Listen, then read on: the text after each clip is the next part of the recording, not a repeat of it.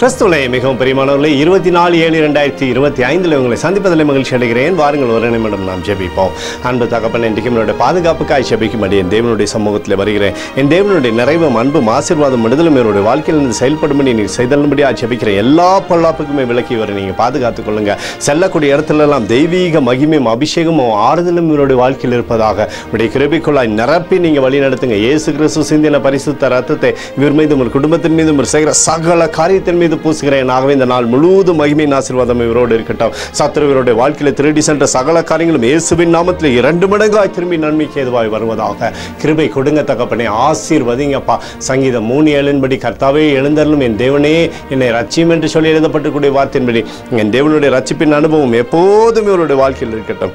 நிறைவை கொடுங்க. சகலத்திலும் விடுதலை உண்டாகட்டும். இயேசுவின் நாமத்திலே ஒப்புக்கொண்டு ஜெபிக்கிறேன் நல்ல பிதாவே, ஆமென். பிரியமான ஜெப பங்காளரை ஒரு நிமிடம் நம்ம இந்திய தேசத்திற்காகவும் ஜெபிப்போம்.